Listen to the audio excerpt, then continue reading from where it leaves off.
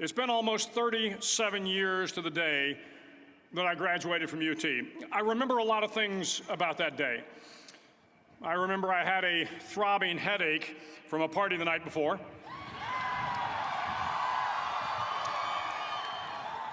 I remember I had a serious girlfriend who I later married. That's important to remember, by the way. And I remember I was getting commissioned in the Navy that day. But of all the things I remember, I don't have a clue who the commencement speaker was, and I certainly don't remember anything they said. So acknowledging that fact, if I can't make this commencement speech memorable, I will at least try to make it short. So the university's slogan is, what starts here changes the world. Well, I've got to admit, I kind of like it. What starts here changes the world. Tonight, there are almost 8,000 students, or there are more than 8,000 students graduated from UT. So that great paragon of analytical rigor, Ask.com, says that the average American will meet 10,000 people in their lifetime. 10,000 people, that's a lot of folks. But if every one of you changed the lives of just 10 people, and each one of those people changed the lives of another 10 people, and another 10, then in 5 generations, 125 years, the class of 2014 will have changed the lives of 800 million people. 800 million people. Think about it. Over twice the population of the United States. Go one more generation, and you can change the entire population of the world, 8 billion people. If you think it's hard to change the lives of 10 people, change their lives forever, you're wrong. I saw it happen every day in Iraq and Afghanistan. A young Army officer makes a decision to go left instead of right down a road in Baghdad, and the 10 soldiers with him are saved from a close-in ambush.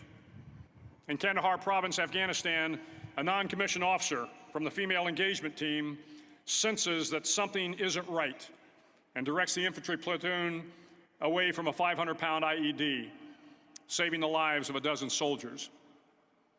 But if you think about it, not only were those soldiers saved by the decisions of one person, but their children were saved, and their children's children. Generations were saved by one decision, one person. But changing the world can happen anywhere, and anyone can do it. So what starts here can indeed change the world. But the question is, what will the world look like after you change it? Well, I'm confident that it will look much, much better. But if you'll humor this old sailor for just a moment, I have a few suggestions that may help you on your way to a better world. And while these lessons were learned during my time in the military, I can assure you that it matters not whether you ever served a day in uniform. It matters not your gender, your ethnic or religious background, your orientation, or your social status. Our struggles in this world are similar, and the lessons to overcome those struggles and to move forward, changing ourselves and changing the world around us, will apply equally to all. I've been a Navy SEAL for 36 years. But it all began when I left UT for basic SEAL training in Coronado, California. Basic SEAL training is 6 months of long, torturous runs in the soft sand, midnight swims in the cold water off San Diego, obstacle courses, unending calisthenics, days without sleep, and always being cold, wet, and miserable. It is 6 months of being constantly harassed by professionally trained warriors who seek to find the weak of mind and body and eliminate them from ever becoming a Navy SEAL. But the training also seeks to find those students who can lead in an environment of constant stress, chaos, failure, and hardships. To me, basic SEAL training was a lifetime of challenges crammed into 6 months. So here are the 10 lessons I learned from basic SEAL training that hopefully will be of value to you as you move forward in life. Every morning in SEAL training, my instructors, who at the time were all Vietnam veterans, would show up in my barracks room, and the first thing they'd do was inspect my bed. If you did it right, the corners would be square, the covers would be pulled tight, the pillow centered just under the headboard, and the extra blanket folded neatly at the foot of the rack. It was a simple task, mundane at best, but every morning we were required to make our bed to perfection. It seemed a little ridiculous at the time, particularly in light of the fact that we were aspiring to be real warriors, tough, battle-hardened SEALs. But the wisdom of this simple act has been proven to me many times over. If you make your bed every morning, you will have accomplished the first task of the day. It will give you a small sense of pride, and it will encourage you to do another task, and another, and another. And by the end of the day, that one task completed will have turned into many tasks completed. Making your bed will also reinforce the fact that the little things in life matter. If you can't do the little things right, you'll never be able to do the big things right. And if by chance you have a miserable day, you will come home to a bed that is made, that you made. And a made bed gives you encouragement that tomorrow will be better. So if you want to change the world, start off by making your bed. During training, the students are all broken down into boat crews. Each crew is 7 students, 3 on each side of a small rubber boat, and 1 coxswain to help guide the dinghy. Every day, your boat crew forms up on the beach and is instructed to get through the surf zone and paddle several miles down the coast. In the winter, the surf off San Diego can get to be 8 to 10 feet high, and it is exceedingly difficult to paddle through the plunging surf unless everyone digs in. Every paddle must be synchronized to the stroke count of the coxswain. Everyone must exert equal effort, or the boat will turn against the wave and be unceremoniously dumped back on the beach. For the boat to make it to its destination, everyone must paddle. You can't change the world alone. You will need some help. And to truly get from your starting point to your destination takes friends, colleagues, the goodwill of strangers, and a strong coxswain to guide you. If you want to change the world, find someone to help you paddle.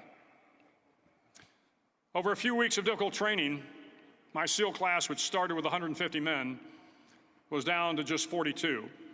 There were now 6 boat crews of 7 men each.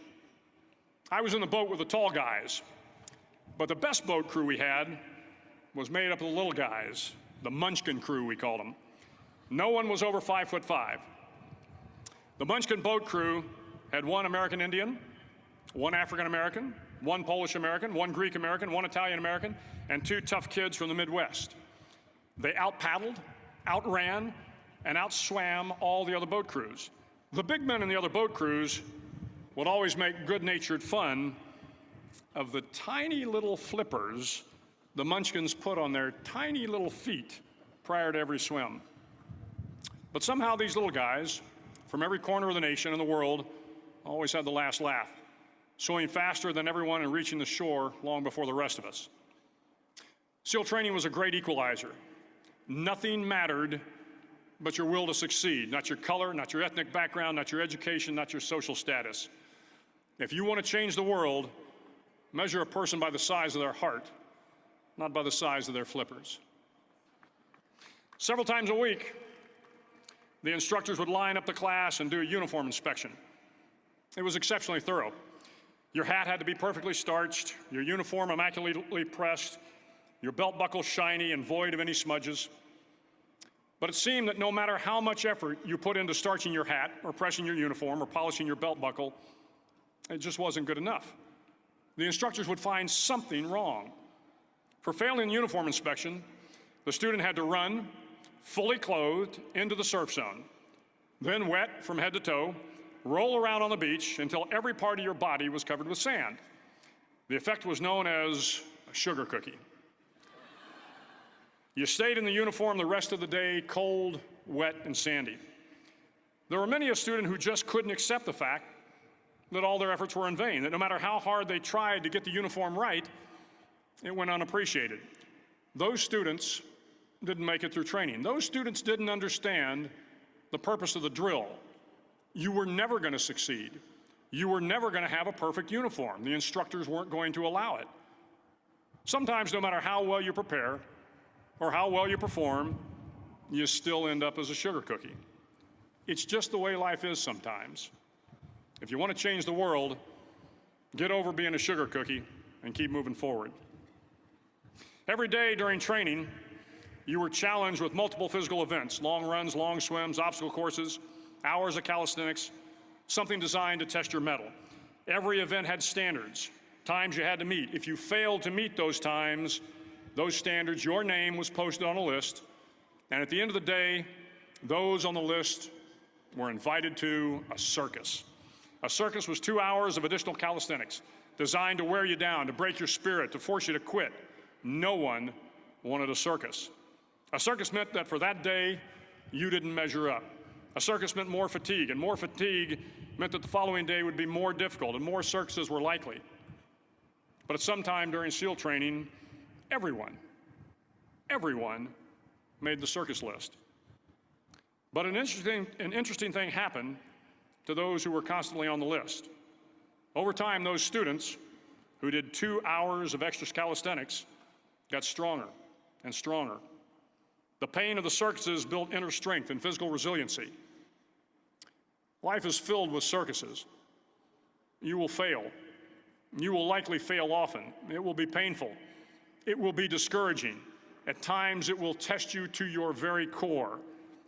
But if you want to change the world, don't be afraid of the circuses. At least twice a week, the trainees were required to run the obstacle course. The obstacle course contained 25 obstacles, including a 10-foot wall, a 30-foot cargo net, a barbed wire crawl, to name a few. But the most challenging obstacle was the slide for life.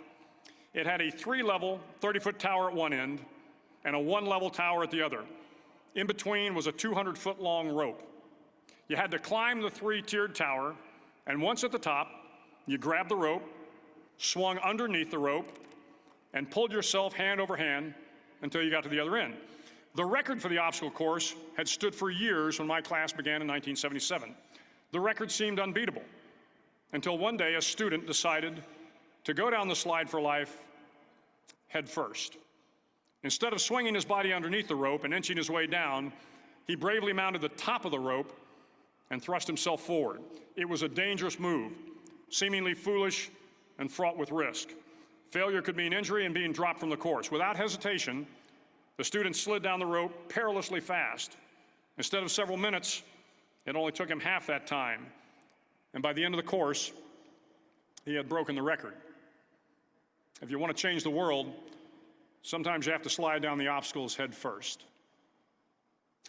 During the land warfare phase of training, the students are flown out to San Clemente Island, which lies off the coast of San Diego. The waters off San Clemente are a breeding ground for the great white sharks. To pass SEAL training, there are a series of long swims that must be completed. One is the night swim. Before the swim, the instructors joyfully brief the students on all the species of sharks that inhabit the waters off San Clemente. They assure you, however, that no student has ever been eaten by a shark, at least not that they can remember. But you are also taught that if a shark begins to circle your position, stand your ground. Do not swim away. Do not act afraid. And if the shark, hungry for a midnight snack, darts towards you, then summons up all your strength and punch him in the snout, and he will turn and swim away. There are a lot of sharks in the world. If you hope to complete the swim, you will have to deal with them. So if you want to change the world, don't back down from the sharks. As Navy SEALs, one of our jobs is to conduct underwater attacks against enemy shipping. We practice this technique extensively during training. The ship attack mission is where a pair of SEAL divers is dropped off outside an enemy harbor and then swims well over 2 miles underwater, using nothing but a depth gauge and a compass to get to the target. During the entire swim, even well below the surface, there is some light that comes through. It is comforting to know that there is open water above you. But as you approach the ship, which is tied to a pier, the light begins to fade. The steel structure of the ship blocks the moonlight. It blocks the surrounding street lamps. It blocks all ambient light. To be successful in your mission, you have to swim under the ship and find the keel, the center line, and the deepest part of the ship. This is your objective. But the keel is also the darkest part of the ship, where you cannot see your hand in front of your face, where the noise from the ship's machinery is deafening, and where it gets to be easily disoriented, and you can fail. Every SEAL knows that under the keel, at that darkest moment of the mission, is a time when you need to be calm. when you must be calm, when you must be composed, when all your tactical skills, your physical power, and your inner strength must be brought to bear. If you want to change the world, you must be your very best in the darkest moments. The 9th week of training is referred to as Hell Week. It is 6 days of no sleep, constant physical and mental harassment, and one special day at the Mud Flats. The Mud Flats are an area between San Diego and Tijuana where the water runs off and creates the Tijuana Sloughs, a swampy patch of terrain where the mud will engulf you. It is on Wednesday of Hell Week that you paddle down to the Mud Flats and spend the next 15 hours trying to survive this freezing cold, the howling wind, and the incessant pressure to quit from the instructors. As the sun began to set that Wednesday evening, my training class, having committed some egregious infraction of the rules, was ordered into the mud. The mud consumed each man till there was nothing visible but our heads. The instructors told us we could leave the mud if only 5 men would quit. Only 5 men, just 5 men, and we could get out of the oppressive cold. Looking around the mud flat, it was apparent that some students were about to give up. It was still over 8 hours till the sun came up. 8 more hours of bone-chilling cold. The chattering teeth and the shivering moans of the trainees were so loud, it was hard to hear anything. And then one voice began to echo through the night. One voice raised in song. The song was terribly out of tune, but sung with great enthusiasm. One voice became 2, and 2 became 3, and before long, everyone in the class was singing. The instructors threatened us with more time in the mud if we kept up the singing, but the singing persisted. And somehow the mud seemed a little warmer, and the wind a little tamer, and the dawn not so far away. If I have learned anything in my time traveling the world, it is the power of hope.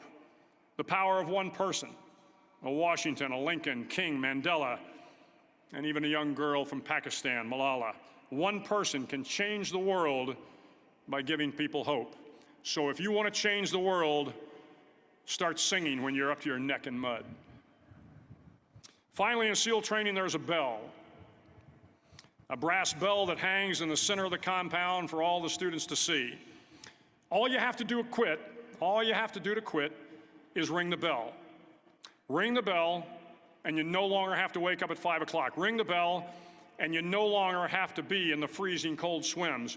Ring the bell, and you no longer have to do the runs, the obstacle course, the PT, and you no longer have to endure the hardships of training. All you have to do is ring the bell to get out. If you want to change the world, don't ever, ever ring the bell. To the class of 2014, you are moments away from graduating, moments away from beginning your journey through life, moments away from starting to change the world for the better. It will not be easy, but you are the class of 2014, the class that can affect the lives of 800 million people in the next century. Start each day with a task completed. Find someone to help you through life. Respect everyone. Know that life is not fair and that you will fail often. But if you take some risks, step up when the times are the toughest, face down the bullies, lift up the downtrodden, and never, ever give up.